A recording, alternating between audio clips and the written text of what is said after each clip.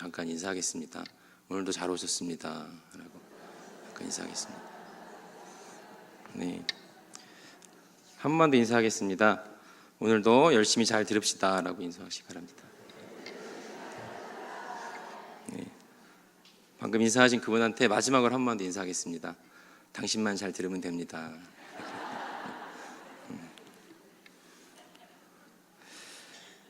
제가 이제 저희 어른들과 함께 이 말씀을 나누는 자리에는 처음 새벽 기도를 제외하고 처음 서는 것 같습니다. 제가 아시는 분들은 아시고 모르시는 분들은 모르시겠지만 부산에 내려온 지 이제 한 2개월이 흘렀습니다. 사실 저는 고향이 이제 충청도예요. 그래서 제가 살던 동네에 비하면 부산은 너무나 큰 도시죠. 너무나 저한테는 과분한 도시고 제가 살던 시골은 완전히 작은 동네였기 때문에 제가 솔직히 말씀드리면 2개월이 흘렀는데 사실 아직 현실감이 많이 들지 않는 것 같아요. 내가 부산에 있나? 이런 생각할 때가 더 많은 것 같습니다. 제가 부산에 오니까 그래도 제가 서울 생활을 한 10년 넘게 했는데요. 그래도 그곳이랑 다른 차이점들이 조금 있는 것 같아요. 사실 이제 저는 처음에 말씀드린 것처럼 고향이 충청도고 잘 몰라요. 제가 느끼는 차이가 그냥 저 혼자만 느낀 차이일 수 있겠다는 생각이 들어서 저희 아내한테 한번 물어봤습니다. 저희 아내는 토종 아주 그냥 그 서울 사람이거든요. 서울 토박이에요. 초등학교, 중학교, 고등학교, 대학교를 다 서울에서 나왔어요. 그래가지고 완전 서울 사람입니다. 그래서 물어봤어요. 부산에 오니까 차이가 뭐가 있는 것 같느냐 그랬더니 저희 아내가 이런 얘기를 하더라고요. 아침마다 뉴스를 보면서 서울의 미세먼지 농도를 확인하고 희열을 느낀대요. 네. 부산이 서울보다 확실히 미세먼지가 덜하거든요. 느끼겠더라고요. 어떨 때는 제주도보다 더 괜찮을 때가 있는 것 같아요. 그거 말고도 또 뭐가 있냐 물어봤더니 그렇게 동경하던 이제 관광지가랑 휴양지가 근처에 있어서 설렌대요.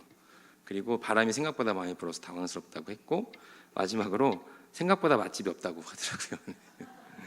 알고 계신 맛집 있으시면 소개해 주시면 저 열심히 다니겠습니다. 저도 이곳에 와서 이제 크고 작은 변화들이 생겼습니다.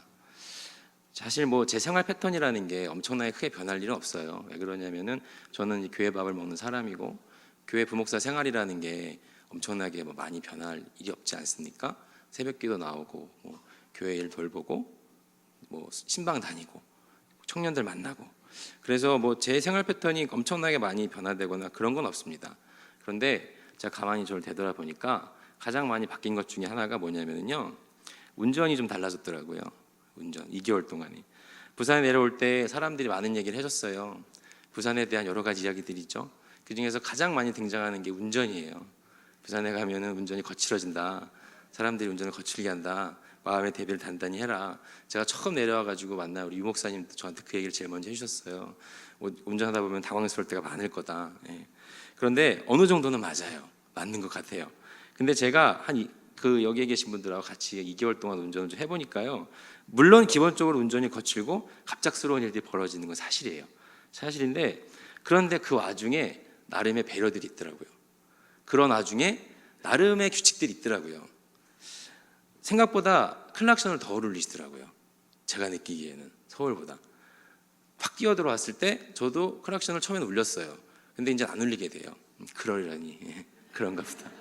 제가 확 끼어 들어가도 그분도 그렇게 생각하시는 것 같아요. 그러려니 그렇게 되더라고요. 그리고 사거리에서 서로가 딱 맞닥뜨렸을 때 서로 울컥울컥하면서 서로가 눈치를 보면서 서로를 생각해주는 마음을 전 좀 느꼈어요.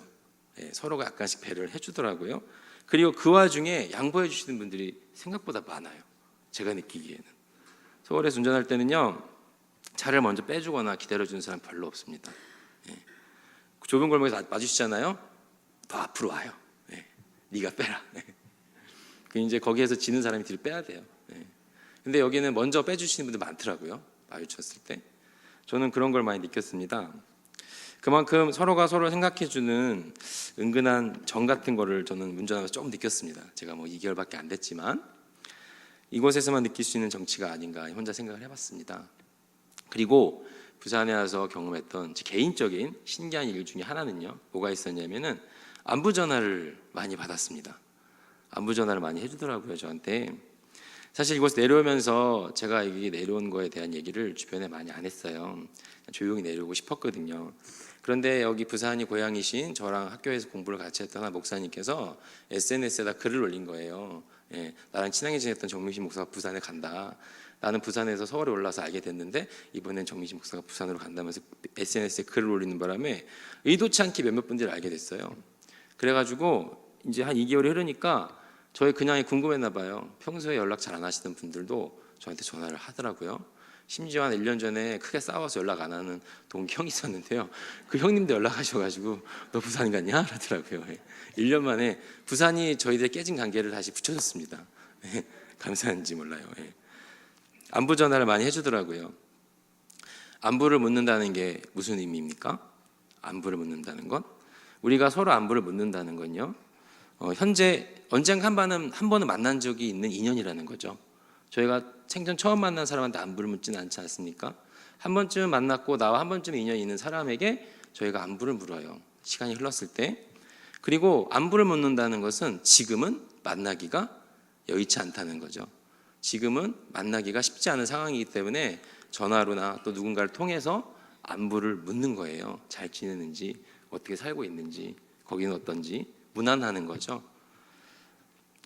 우리가 오늘 읽은 성경에 보면, 제가 안부 얘기를 말씀드린 이유는 로마서 16장에 보면요, 사도 바울이 안부 인사를 전해요.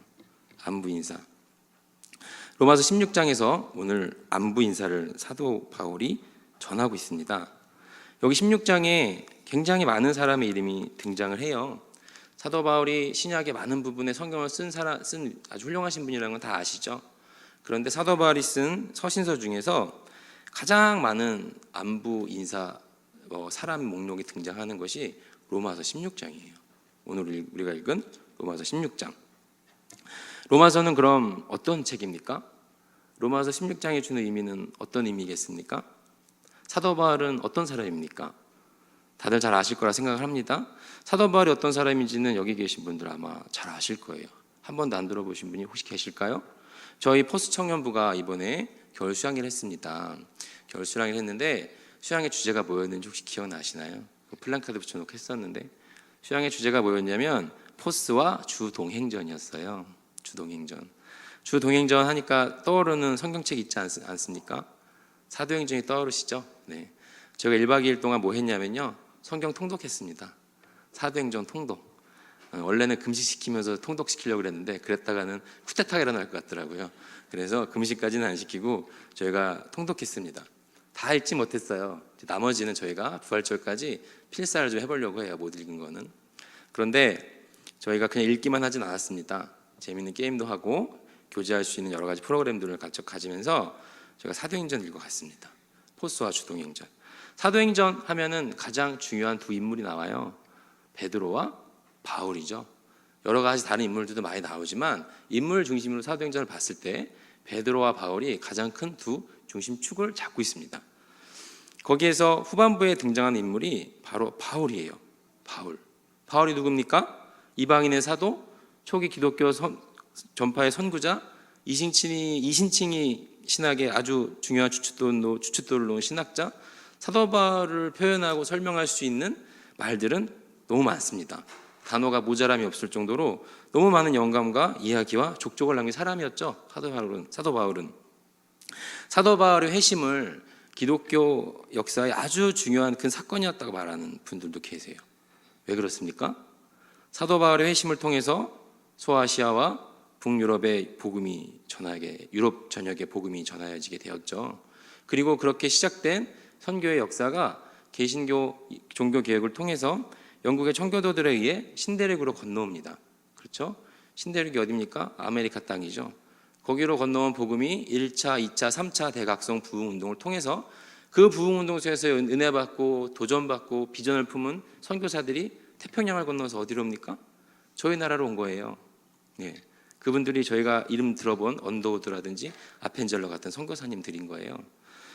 사실 사도 바울의 이런 회심이, 물론 사도 바울이 회심 안 했다면 하나님께서 또 다른 인물을 들어서 그 일을 행하셨겠지만 사도 바울이 그 일을 통해 쓰임 받는 거 아닙니까? 그런 의미에서 사도 바울이라는 한 사람의 인물이 주는 의미가 결코 작지 않습니다. 그래서 저희 포스 청년들이 2000년 전에 시작된 이 성경에서 출발한 이 발자취를 시작으로 해서 그 이야기를 읽어 나감으로써 이 부산 지역에는 어떻게 복음이 전해졌는지, 부산 지역의 복음을 전한 선교사는 누구였는지, 그 선교사들이 남긴 유적지는 뭐가 있는지, 그런 것들을 한번 되새겨보는 시간을 가진 거예요. 복음, 진리, 생명, 우리가 알고 있는 이 놀라운 하늘의 비밀이 전해진 첫 통로가 되었던 사람이 바로 사도 바울입니다. 그 이방인 사도의, 이방인 선교의 첫 문을 열었던, 그렇게 쓰임받았던 하나님께 위대한 인물이었죠. 오늘 사도 바울이 로마서 16장을 쓰고 있습니다. 16장에서 안부 인사를 전하고 있어요. 로마서는 바울의 마지막 전도, 바울이 총 3번에 걸친 전도여행을 떠납니다. 1차, 2차, 3차. 3차 전도 여행 때 기록된 것으로 보는 견해들이 많아요. 그러면은 바울 선교 여행 말미에 기록된 서신서겠죠. 바울이 1차, 2차 선교 여행을 하면서 많은 사람을 만났을 거예요. 여러 곳도 가보고 또 여러 동역자들도 만났겠죠. 그리고 나서 많은 이런 인맥들 가운데에 그런 이름들이 마음판에 새겨졌을지 모르는 그러한 시기의 서신서인 겁니다. 바울 전도 여행의 마지막에 기록된 서신서. 제가 아까도 말했지만 바울의 서신서 중에서 가장 많은 사람이 등장해요. 로마서 16장에는 서로가 서로를 문안하며 안부 인사를 전하라고 바울은 권면합니다. 모든 인간관계가 사실 그렇지 않습니까? 여기 우리 앉아 계신 성도님도 마찬가지겠지만 저희가 살면서 많은 사람들을 만나지 않습니까? 그런데 모든 만남에는 사실 헤어짐이라는 게 또 존재하잖아요. 영원한 만남이라는 것은 그렇게 흔한 만남이 아니잖아요. 여기 계신 분들은 아마도 저보다 더 많은 만남과 헤어짐을 경험하신 분들이 계시지 않을까 하는 생각을 합니다. 사실 저희가 오늘 오전에도 저희 교회 공동체 한 집사님을 하늘나라로 떠나 보내는 예배를 드리고 오지 않았습니까? 사람이 살면서 평균적으로 몇 명의 사람을 만날까요? 몇 명 정도 만난다고 생각하세요? 사회학자 솔라폴이라는 사람이 그렇게 얘기했대요. 저도 잘 몰라요. 어디서 찾은 거예요. 뭐라고 얘기를 하냐면요, 사람이 평생 중요하게 알고 지내는 사람의 수가 3,500명 정도래요. 3,500명. 생각보다 많죠? 전 생각보다 많다 생각했어요. 중요하게 생각한 사람이 순 거예요. 그런데 사회학자들에 따르면은 이 인간관계를 무슨 법칙을, 무슨 파레초의 법칙이라는 걸 적용해서 계산을 해보면요, 한 사람이 평생 만나는 사람의 평균수를 정할 수가 있대요. 몇 명 정도라고 하냐면 17,500명 정도라고 추측을 해볼 수 있대요. 평생 살면서 만나는 사람의 수가. 중요하게 생각하는 사람 수는 3,500명, 평균적으로 17,500명을 만난다고 하는 거예요.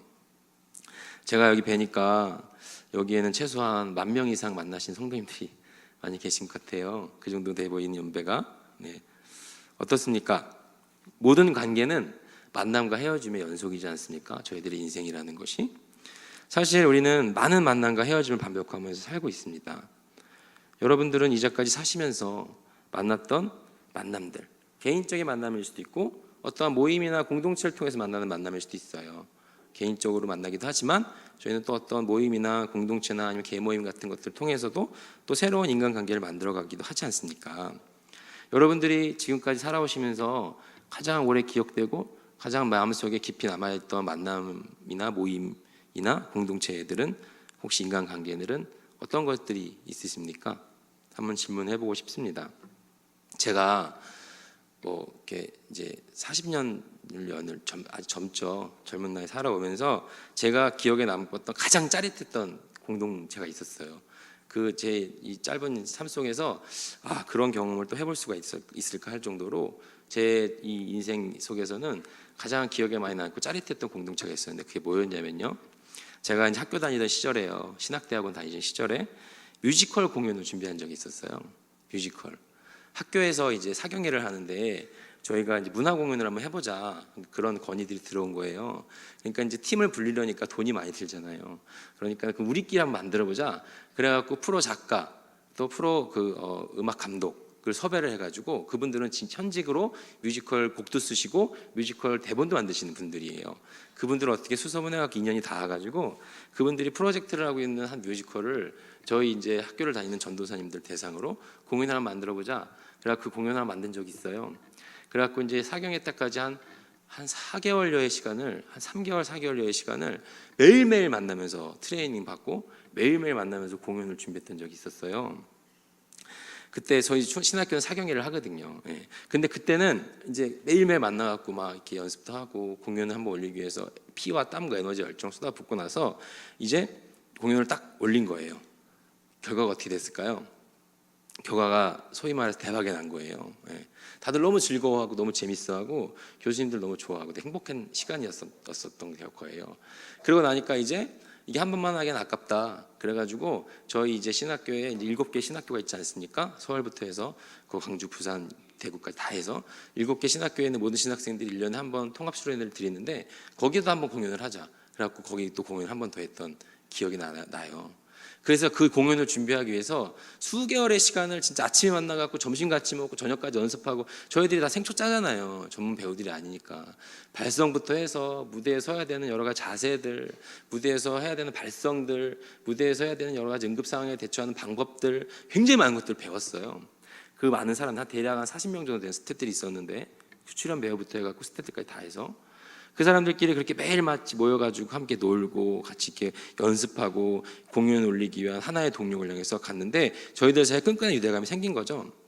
그랬는데 공연이 딱 끝났습니다. 어떻게 됐을까요? 저희 공동체가 그때 이후로 자주 모였어요. 평생 같이 할 것 같이 엄청나게 많은 유대감과 끈끈한 마음들이 우리 사이에 있었거든요. 그런데 몇 번 자주 만나고 몇 번 같이 자주 만나서 밥도 먹고 차도 마시고 했었는데 평생 그렇게 같이 갈 것 같이 했는데 저희가 지금도 잘 모일까요? 지금은 전혀 보이지 않습니다. 네. 그때 잠깐 한 1개월 정도를 그렇게 저희가 함께 한 이후에는 끝난 이후에 함께 한 1개월 전 함께 한 이후에는 지금은 그냥 서로가 서로에게 행복했고 즐거웠던 추억으로 가슴 한켠에 기억 한켠에 남기는 일들이 된 거예요. 아무리 저희가 서로 죽고 못 사는 행복하고 즐거운 모임이었다 할지라도 저희가 공연이라는 동력이 없어지니까 저희가 다시 모일 일이 없어지더라고요.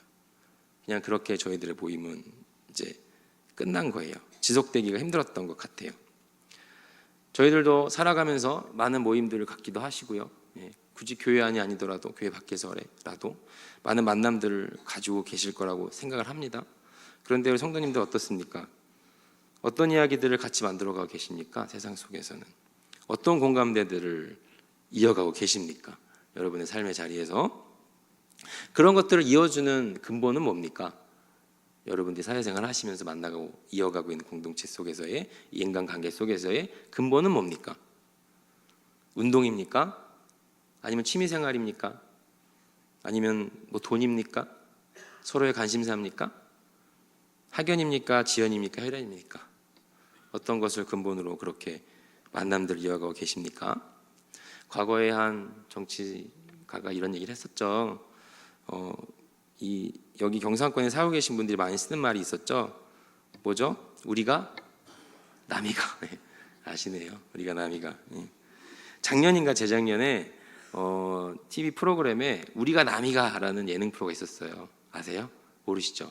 이거 파일럿 프로그램을 했다가 이제 재미가 없어서 안 하는 것 같아요. 뭐였냐면 전현무, 박명수, 황교익이 나와가지고 음식이라는 걸 매개로 해서 자기랑 사이가 별로 안 좋은 사람, 나랑 조금 이렇게 안 맞는 사람이랑 소통해가는 과정을 만든 예능이래요. 저도 보지는 못했어요. 그런 예능이 있었대요. 제목이 우리가 남이가였어요. 그런데 사실 이제 그 예능이 저희 사회의 단상을 보여주는 예능이 아닌가라고 평가하는 사람들이 있더라고요.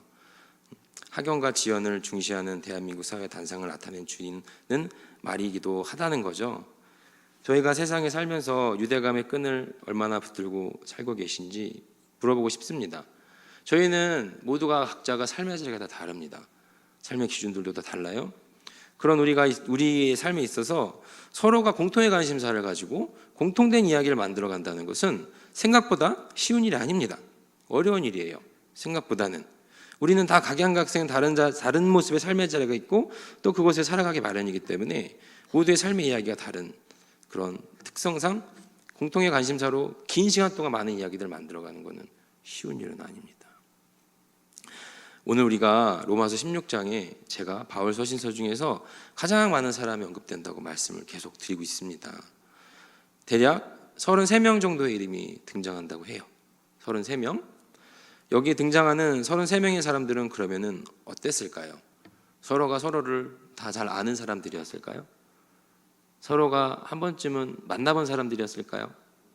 로마서 16장에 등장한 이 사람들은 어떤 인연으로 여기에 한 페이지에 자신들의 이름이 기록이 되었을까요? 아마도 이 사람들도 각자의 삶의 얘기가 다 달랐을 것 같아요. 이 사람들 하나하나의 삶의 이야기들을 제가 다 알지 못하지만 아마 이 사람들도 각자가 맡은 자리에서 누구는 고린도에서, 누구는 에베소에서, 누구는 데살로니가에서 만났던 사람들의 인연들이 여기에 기록되어 있는 것 아니겠습니까? 여기에 16장에 등장하는 33명의 이름들을 다 각자의 이야기를 들춰본다면 아마 각 이름들마다 한 권의 책이 될 만한 그러한 삶의 스토리들이 있지 않을까 생각을 해봅니다. 오늘 그런데 이 사람들이 16장에 산하를 묶이고 한 곳에서 이들의 이름을 같이 볼 수 있는 이유가 무엇입니까? 제가 어느 날 로마서 16장을 읽다가 감동을 받은 거예요. 16장에 보면은 마치 마태복음 1장을 읽는 것 같은 느낌이 들거든요. 이름들이 많이 나오니까. 그런데 어느 날 여기에 나와 있는 이름들을 읽다가 감동을 받은 거예요. 왜 받았냐면요, 여기 수많은 사람들의 이름이 등장을 하는데 그 한 사람 한 사람을 소개하는 구절들에 가장 많이 붙는 수식어가 뭔지 아십니까? 오늘 우리가 읽었던 16장 앞에 등장하는 많은 이름들 한번 보겠습니다. 7절 한번 볼까요? 내 친척이여 나와 함께 갇혔던 안드로니고와 유니아에게 문의하라. 그들은 사도들에게 존중이 여겨지고 또한 나보다 먼저 그리스도 안에 있는 자라 라고 합니다. 그리스도 안에 있는 자라. 8절 볼까요? 8절에는 또 어떤 이름이 등장합니까? 주 안에서 내 사랑하는 이라고 나와요. 주 안에서 내 사랑하는. 그 다음은 어디죠? 9절을 볼까요? 9절에는 뭐라고 나옵니까? 그리스도 안에서 동역하는 우르바노라고 나옵니다. 10절에는요, 그리스도 안에서 인정함을 받은 아벨레라고 해요. 11절에는요, 주 안에 있는 자들에게 라고 해요. 12절에는요, 주 안에서 수고한 두르베나와 두르보사, 주 안에서 많이 수고하고 사랑하는 버시. 13절이요, 주 안에서 택하심을 입은 루포라고 얘기를 하는 거예요. 저는 이걸 보면서 감동을 되게 많이 받았어요. 감동적이지 않습니까? 저만 감동받았죠. 네. 이렇게 이들이 하나의 책에서 같이 이름이 등장하는데 하나의 책에서 묶일 수 있는 여기서 같이 등장하는 가장 근본이 되는 것이 무엇이냐면요, 그리스도 때문에 가능한 일이었다고 오늘 로마서 16장에서는 얘기를 하고 있는 거예요.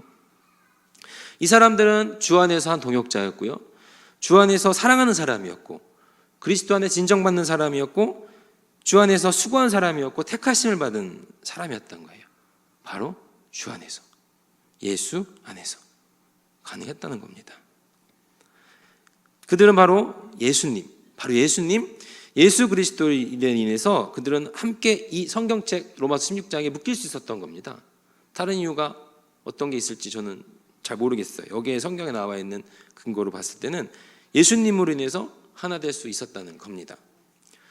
우리가 주 안에서 한 몸 된 지체로 이 자리에 함께 모여서 신앙생활을 하고 예배를 드린다는 것은 어떤 의미입니까? 바로 우리 안에 동일하게 역사하시는 그리스도의 사랑이 있다는 증거 아닙니까? 여기 계신 성도님들도 이름이 다 다르지 않습니까? 각자 삶의 자리가 다 다르실 겁니다. 똑같은 분이 한 분이라도 있을까요? 아마 한 분도 안 계실걸요. 다 다른 이야기들과 다 다른 각자의 스토리들을 갖고 살아가십니다. 그렇지만 저희가 일주일에 한 번, 또 새벽 기도마다 아니면 수요예배마다 여기에 나와서 예배가 아니더라도 저희가 순모임을 통해서, 소그룹을 통해서 저희가 함께 할 수 있는 이유, 뭐 때문입니까? 주 안에서 한 몸 된 지체이기 때문에 가능한 일입니다. 제가 초등학교 시절에요, 저는 국민학교죠, 저는 시절에 그때는 A4 용지란 말이 없었어요. 16절지 아세요? 16절지 모르시나? 8절지, 4절지 그런 거 있었어요. 지금으로 따지면 16절지가 한 A4 용지 크게 되는 것 같아요. 그런데 갱지라고 하죠. 이렇게 막 그 질 별로 안 좋은 종이. 제가 초등학교 6학년 때, 국민학교 6학년 때 선생님께서 6학년 때 졸업을 할 때가 됐는데 저희 학생들한테 이 16절지를 다 나눠주는 거예요. 그러더니 뭐라고 숙제를 내주시는데 뭐라고 숙제를 내주셨냐면, 여기에다가 너희들이 쓰고 싶은 거 써와라. 뭐 그림을 그려도 좋고, 시를 써도 좋고, 뭐 일기를 써도 좋고, 하여튼 너 하고 싶은 거 해와라 하는 거예요. 자유롭게 해와라. 백지에다가 그렇게 저희들한테 써서 내라고 숙제를 내주셨어요. 그러니까 어떤 친구는 시를 쓰기도 하고, 어떤 친구는 그림을 그리기도 하고, 어떤 친구는 뭐 글을 쓰기도 하고, 여러 가지 각자 자기들의 이야기를 거기다 담더라고요. 그리고 나서 선생님께서 어떻게 하셨냐면요, 그걸 다 모았어요. 다 모아가지고 그거를 제본을 떠가지고 복사를 해서 한 권의 책으로 만든 거예요.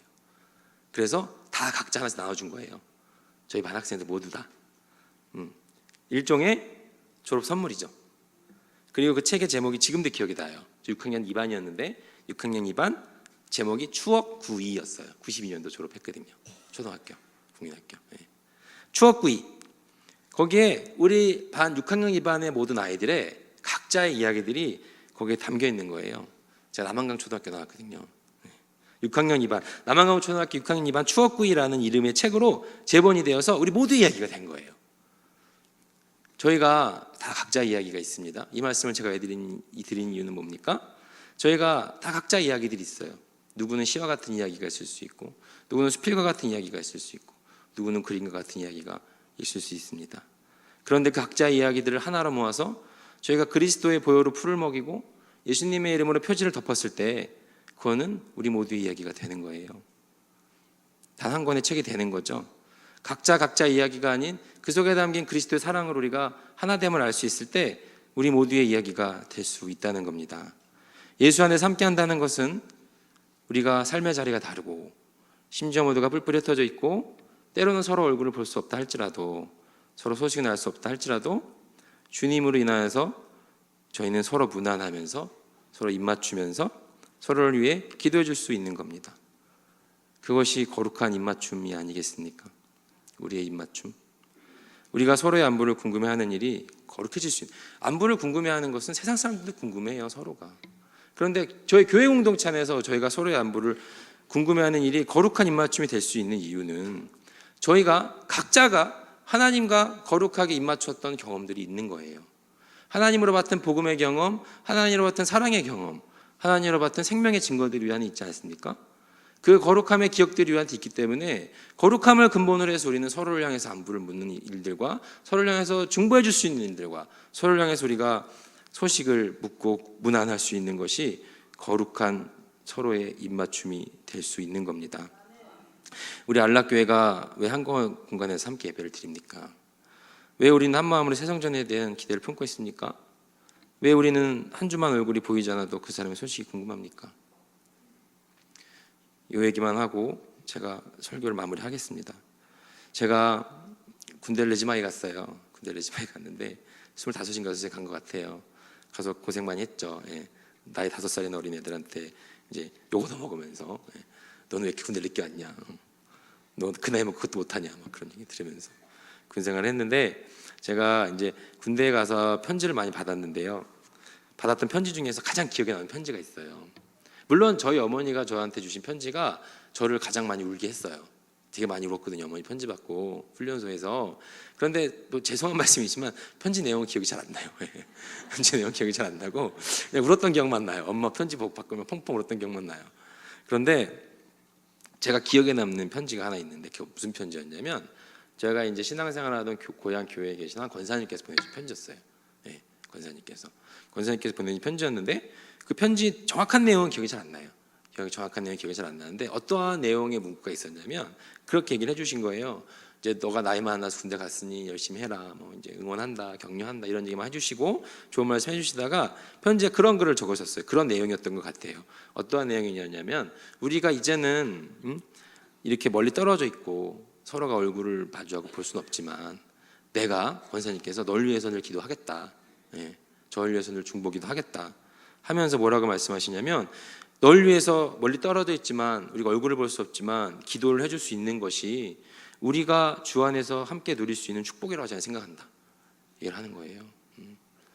얼굴을 마주보고 얘기할 수 없고 멀리 떨어져 군대라는 특수한 환경 속에서 서로가 손을 잡고 인사할 수 없지만 저희가 물리적으로 떨어져 있지만 마치 한 공간에 있는 것처럼 늘 기도할 때 제 이름을 불러주고 널 위해서 기도할 수 있다는 것이 우리가 그리스도 안에서 누릴 수 있는 가장 큰 축복이 아니겠니라고 그런 글귀를 써줬던 기억이 나요. 그게 지금까지 생각이 많이 납니다.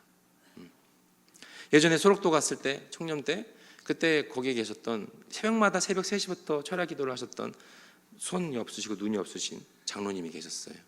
그 장로님께서 마지막 날 저희가 2박 3일 동안 소록도 봉사를 마치고 나올 때 제 손을 잡고 기도 제목을 물어보시더라고요. 그래서 기도 제목을 말씀해 드렸어요. 근데 그 장로님께서 해주셨던 마지막 말이 저는 지금 생각해도 눈물 날 것 같은 말을 해주셨어요. 뭐라고 말씀하시냐면은 무슨 일이 있든 내가 당신 청년의 기도 제목을 받았으니 나는 죽을 때까지 이 자리에서 널 위해서 기도할 거야 라고 말씀하신 거예요. 그분은 아마 제 얼굴도 모르실 거예요. 눈이 없으셨거든요. 저희가 거기서 해드린 거는 2박 3일 동안 밥 해드린 게 다예요. 네, 같이 예배드리고. 그런데 그분이 이 얼굴도 모르고 목소리만 하는 이 청년에게 죽을 때까지 그 자리에서 기도해 주시겠다고 하셨어요. 살아계시는지 하늘나라 가셨는지는 잘 모르겠어요. 그래서 오래전 일이라 저희가 이렇게 할 수 있는 것이 거룩한 입맞춤이 아닙니까? 저희가 저희 안에 있는 그리스도의 사랑으로 인하여서 설령 멀리 떨어져 있다 할지라도 얼굴을 못 보는 상황이라 할지라도 서로를 위해서 기도해 주고 중보해 줄 수 있는 것, 저희가 주님과의 거룩한 입맞춤을 경험한 자들로 이제 우리가 서로를 향해서 중보하고 기도하면서 더 아름다운 공동체를 만들어갈 수 있습니다. 그러한 안락교회가 될 수 있기를 축복합니다.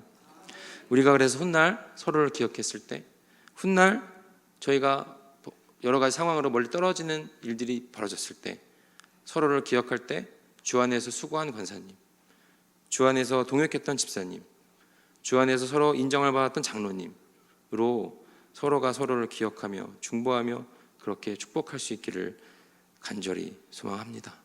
그렇게 거룩한 입맞춤으로 저희가 이제 특세를 마치고 또 하나의 이야기들을 저희 마음판에 새겼습니다. 모두가 함께 드린 특별 새벽 기도의 도약이라는 단어를 저희가 모두 다 그리스도의 이름으로 마음판에 새긴 거예요. 이제 이 한 학기를 또 시작할 때에 마음판에 새겨진 동일한 그리스도의 증거를 가지고 교회를 더 사랑하며 공동체를 더 귀히 여기며 우리 모두가 함께 그리스도의 장성한 분량에 이르는 성장과 기쁨을 이루는 또 이제 시작되는 사순절 또 부활절 이후의 모든 새성전의 새 시대가 될 수 있기를 간절히 소망합니다. 기도하겠습니다. 하나님 아버지, 저희가 주 안에서 거룩한 입맞춤으로 서로 무난하며 안부하며 중보하며 서로의 손을 잡고 함께 한 발 내디딜 수 있기를 소망합니다. 이제 시작될 저희 이 한 학기의 여정 속에 사순절의 시간 속에서도 저희가 주님 사랑, 저희 안에 각자 새겨진 주님 사랑을 기억할 수 있게 해주시고 저희가 서로 다른 모습일지언정 그 안에 있는 그리스도의 사랑을 바라봄으로 함께 동역하며 나아갈 수 있는 주 안에서 수고하고 사랑한 우리 각자의 이름들이 될 수 있게 하여 주시옵소서. 예수님의 이름으로 기도드립니다. 아멘.